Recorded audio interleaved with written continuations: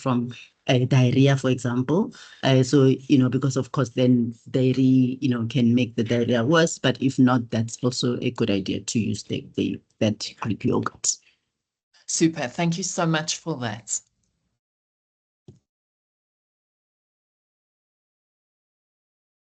Anything else, Kate? Adila?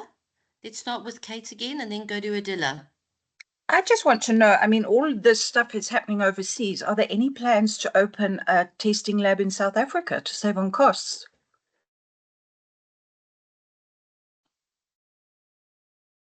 Dr. Tabane, are you on mute? You're on mute. No, I'm saying I don't know if there are plans. I doubt it. I mean, we've been doing these tests like this for more than 15 years. But of course, I guess the companies that do the tests would be able, I don't know what they're planning. So I'm not sure.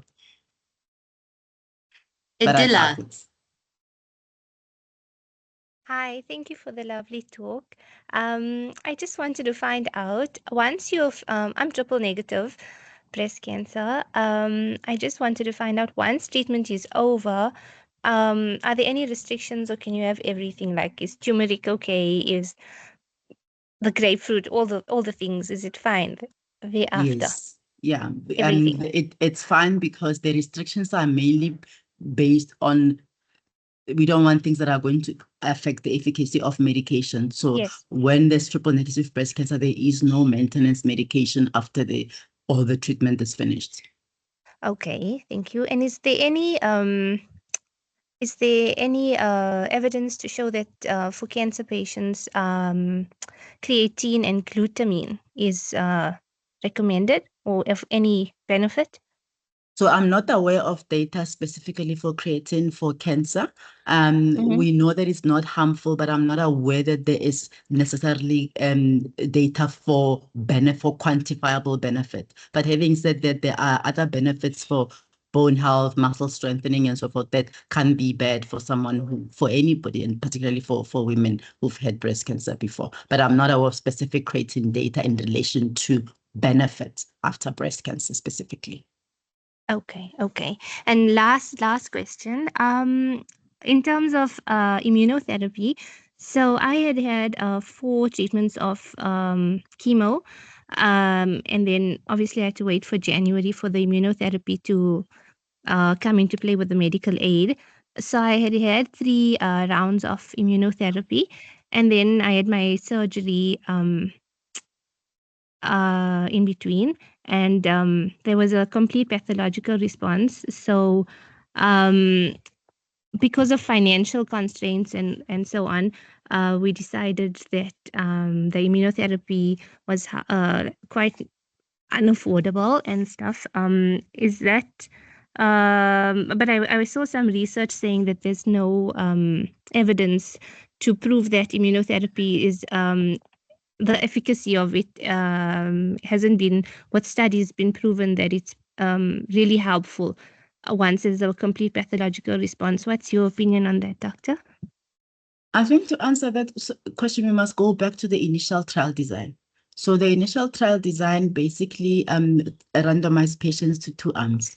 The one arm was the standard arm of normal chemotherapy without immunotherapy. And then the other arm was immunotherapy plus chemotherapy. And then at surgery, patients who had been on the immunotherapy arm continued to complete a complete year of immunotherapy, right? Okay. But prior to that, we didn't have any data that showed that immunotherapy after an operation is beneficial. The reason that currently we're doing immunotherapy for a year is because that is how that initial clinical trial was designed. And so that is an open question. And so at this point, there is a trial that is recruiting that is answering exactly that question, meaning patients who've had a complete response would stop, and then they would then compare to patients who continue for a year to finally answer the question of whether a woman needs to finish a year of immunotherapy after they've attained a complete response. So there's an ongoing study that seeks to answer exactly that question. But until then, the recommendation is a year. However, if someone has had a complete response and there is financial toxicity, I also would recommend to stop But it's a shared decision that we must make together, giving in Yes. mind that at this point we don't have a full answer pending the outcome of this ongoing trial. We'd have to discuss it, but I think it's very reasonable to consider stopping after a complete response. Okay, thank you so much. Dr. Tabane, are there any other options available that can tell us similar things, obviously not exactly the same way, for patients that can't afford genomic testing? Yes, there is a local test called the DigiStain, but I haven't engaged with it enough to be able to see how it compares to the Oncotype test. It's a new test that's just come through. It seems it's cheaper, but I still need to look at how the validation compares to the international tests and to see whether we can bring it to patients, because of course we want to bring tests that are fully validated internationally, that are in the guidelines. So in the international guidelines is the Oncotype Mama Print PEM50, but of course I think for patients who can afford, one's got to just explore this DigiStain and see if it can give us some information. But there is a recent launch of a new local test, but I have not engaged with it enough to know exactly how it would compare to the international tests. I still need to do some homework for me. That's brilliant, though. It's brilliant to know that that is on the horizon. Where do you see this form of almost personalized medicine for breast cancer in women heading in the next 5 years? So there's a lot of exciting work that is happening. A lot of the times, for example, there's a work looking at a circulating tumor DNA. A lot of the times, we know when you're having treatment after an operation, you want to know if it's working, right? But when the cancer's already been removed, it's always hard to answer, is it working? Is it gonna come back and so forth, right? Because by the time we do scans and we see something, it's already happened. You want a test that can test your blood to see if there's DNA of the cancer, much the same way you can test the blood to learn about the fetus in a pregnant woman. There are tests now looking to test your blood to see if there's DNA of cancer. It's not yet available for use in the clinic, but there's a lot of work on that. So in future, we'll be able to answer more questions about recurrence risk and about whether there's any circulating tumor DNA, and to be able to better predict a recurrence before it actually happens. So yeah, there's a lot of that happening. Yeah, but it's not that's yet amazing. ready for prime time, so we don't have it yet. Good to know, though. Really good to know. So there's one little bit of useless information we can share with you. Nobody on the group calls Red Devil anymore. We called it Strawberry Daiquiri. Yes. I'm glad, because it's not a good name. Changes the perception. Yes. Are there, oh, sorry, I see Alexa has one more question. Please go ahead, Alexa. So, Dom, there's just a question in the comments from Mandy, and she's asking, what is the difference between immunotherapy and hormone suppressants? Oh, great. Thank you for picking that up. Pleasure. Okay. So hormone blockade is, remember we spoke about how when a cancer is hormone receptor positive, means it's got little antenna that bind estrogen, and that then sends a message to the cell to replicate, right? Which means the cells thrive on estrogen.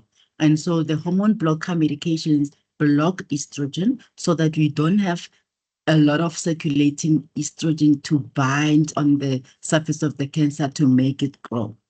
So it's like starving the cancer of what it needs to thrive, right? So if I identify this cancer needs estrogen, we take away the estrogen, the cancer then can't grow.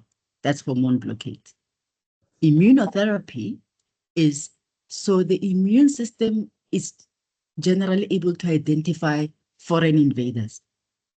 But cancer cells have a mechanism by which they are able to hide from the immune system. Immunotherapy is medication that helps to unveil the cancer to the immune system. The immune system can see the cancer better and kill the cancer. So it capacitates your body and corrects the immune system to be able to kill the cancer itself.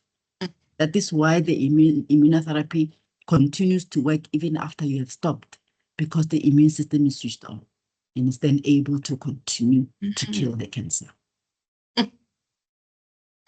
Is there something that causes excess HER2 positive proteins?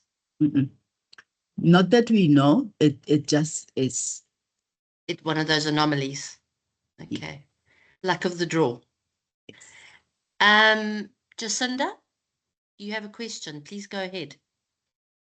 Thank you, Dom. Good morning, Dr. Tabane. Morning. Yeah, we all on these hormone suppressors. Okay, some of us on Stradexa, some on Laradex, etc.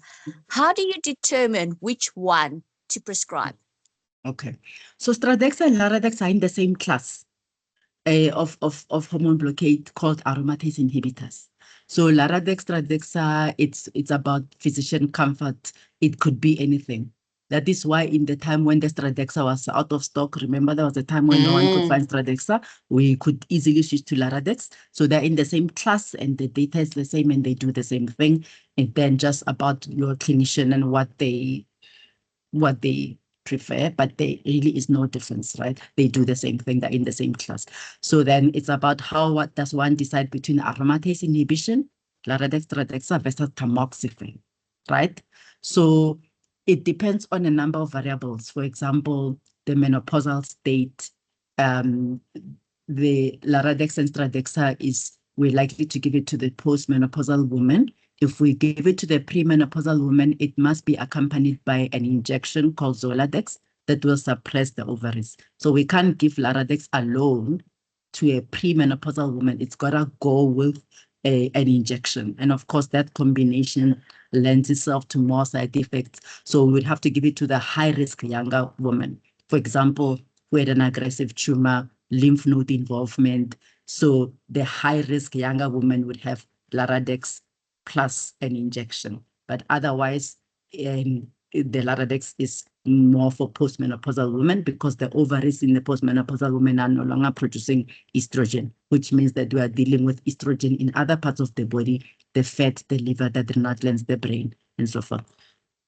But also one's got to look at the side effects, right? For example, tamoxifen has got a high risk of blood clots. So if you come to me and tell me you've had a previous clot in your lung and after you had children, you had a clot in your leg, tamoxifen is not a good idea because it would increase the thrombotic or blood clot risk. For example, if a postmenopausal woman already has crippling arthritis, Laradex is not a good idea there because it gives joint aches and stiffness.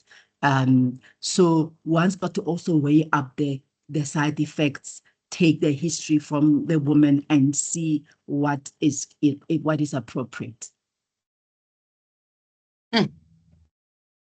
There's another question on the chat from Gugu.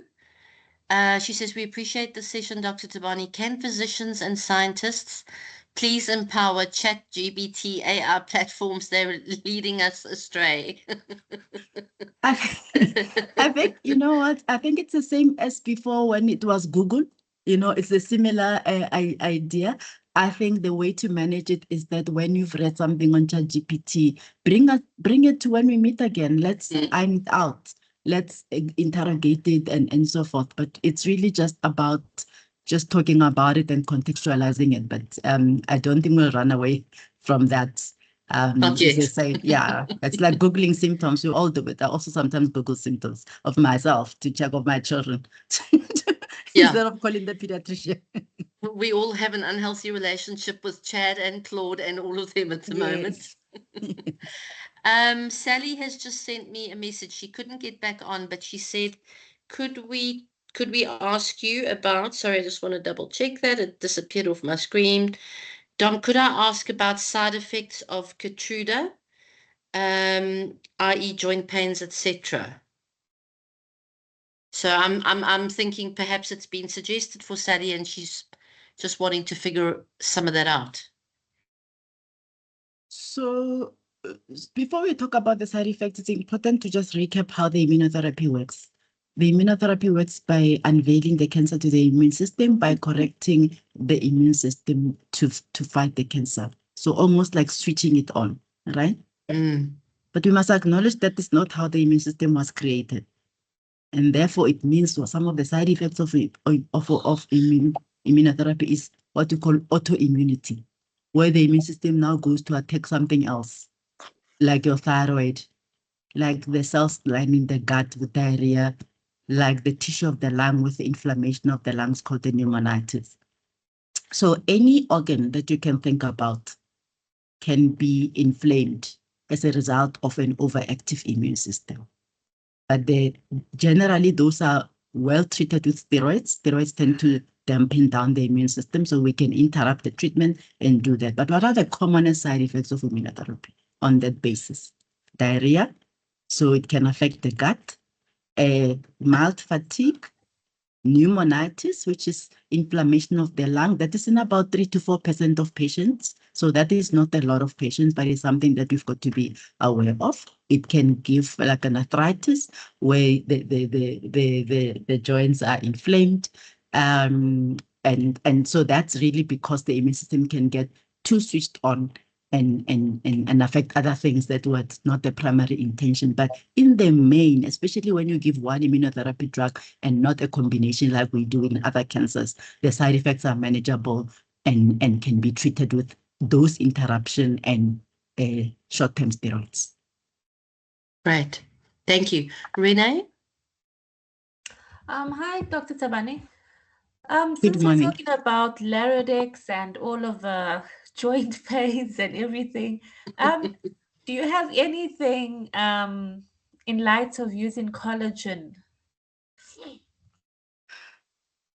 So when I've spoken to specialists like plastic surgeons, they've unanimously said that collagen doesn't work. But I'm not an expert in collagen. But when I have spoken to experts, they seem to think that one can drink enough collagen. But having said that, I'm not an expert in collagen, but I don't think it's harmful. Okay, thanks. We are all on collagen, even though it apparently doesn't work.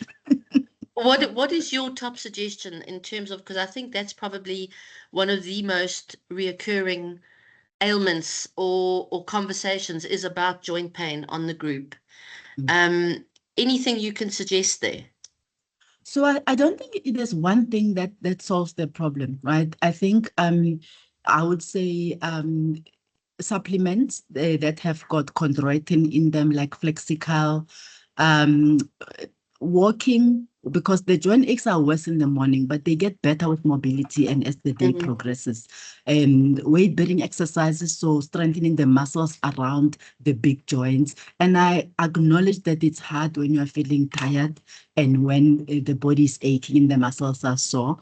Magnesium glycinate also helps a lot with sort of achiness and so forth. So, and the supplements that we often recommend for the joints are things like Postion, things like Osteo-Ease Gold, and so forth, just to help with the joints. But there are times where the joints are just too much, and in spite of all the things that we do, they don't get better. In that case, then we have to discuss potentially switching to tamoxifen, because tamoxifen does not give, it's got a different set of side effects. It does not give so much joint pains, but of course it must be tamoxifen where there is no contraindication, where there is no history of blood clots, and so forth. So if the joint aches don't settle down and they're affecting your quality of life, we can discuss a switch to tamoxifen.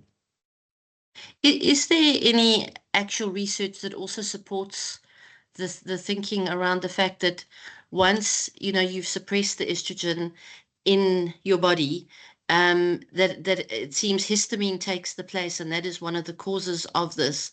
Does taking an antihistamine also maybe not help with that, or is that one of those urban myths? I'm not aware of the data of an antihistamine for dealing with the joint pains of aromatase inhibition. The reason aromatase inhibition gives joint pains is that estrogen is responsible for the integrity of the joints and for the synovial fluid, which is the fluid that helps the joints to wrap up over each other. And when we reduce estrogen, that is why older women tend to have more achiness than younger women. And so the issue there is the estrogen. And so I think the truth is that if it doesn't get better and the quality of life is poor, there are other things you can do, like switch to tamoxifen. Because what we need to know is that let's say the duration of, let's say 5 years, for example, of Stradexa. We know from other studies that if you start off with Stradexa for 2 to 3 years and switch to tamoxifen to finish off the hormone blockade, the outcomes are the same as if you had stayed on Stradexa for the whole 5 years. So the key is to start with an aromatase inhibitor, but you don't have to finish with an AI. We can finish with tamoxifen, and there is no difference. So there was a study that compared a full 5 years of Laradex versus 2 to 3 years of Laradex and switched to tamoxifen to finish off, and they were exactly the same. So the message is we don't have to finish with Stradexa and Laradex. We can do 2 to 3 years and switch, provided there is no contraindication to tamoxifen, provided there's no reason we can't have tamoxifen safely. Okay. Sure. Renee, one more question. I was just going to ask, can I change to tamoxifen? Because the Laradex is giving me, like, I've tried everything. I've tried walking and I'm still in pain all the time. And, you know, I'm doing Laradex and the Zoli. So I guess I have to wait for the 2 to 3 years to change. To switch, yeah. So you'll have to obviously discuss, you know, because one needs to look at the risk profile of your case with the oncologist. But yes, switching later is really okay. And in fact, another interesting thing is that for women who've been on Laradex for 4 years, you can in fact do 9 months on, 3 months off after that to finish the 7 years. So you have kind of 3 months in the year of rest. Because again, there was a study that looked at continuing for 7 years nonstop after you've had it for at least 4 years. So they took women who had Laradex for 4 years and then put them in 2 groups. One to carry on nonstop until year 7, the others to do 9 months on, 3 months off. And there was no difference. So you could actually, once you've had at least 4 years, take 3 months off and breathe, and then 9 months on. And the trial was called the SOLE study, SOLE. And that showed that you could actually take 3 months off. But that was only in women who had had an initial base of 4 years straight of Laradex. Sure. Anybody else, any last questions? I think we've drawn to a close here with this webinar. Any last little questions? Sorry, can I just come in? Okay, we spoke about the supplements. So a lot of the supplements that we go to Dis-Chem for and we buy, we find out later we can't take them because they could potentially awaken some estrogen or something. There's a tool you mentioned. I forgot now. Osteon. Yes. Okay, that one there, I tried it, it worked, and then it didn't work. So I think, yeah, we need to find one that actually works, because Yeah, I think joint pains are difficult. It's an ongoing problem. It's hard to, I don't think we'll find something that's gonna fix it all together and then there's no pain. It's even these things, they work like you say, and then they don't, or they work a little bit. So it is a really a challenging thing. And I think that is a challenge really, because it potentially impacts on compliance and how long you can stay on the medication for and etc. It's a tough one. Okay, as we come to the end of today's webinar, I'd like to extend our very sincere thanks to Dr. Tabane for sharing her expertise and helping us better understand genomic testing and personalized breast cancer care. Thank you to everybody who joined us this morning and for your thoughtful questions and participation. Knowledge empowers us to make informed decisions, and conversations like today's help ensure that no one has to face this alone either. So on behalf of Sasonke Sisters, on our first maiden voyage of webinars, thank you so much. We look forward to doing this again. And yeah, thank you everybody for showing up. Thank you for inviting me. I've loved being here with you. Oh, thank you amazing. so much, Dr. Tabane. Thank you. Thank you, Dr. Tabane. Have a good Thank weekend. you. Bye. You too. Bye. Bye-bye. Thank you.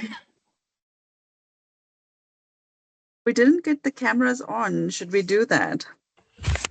How many of us are still here? I did take some pics in between.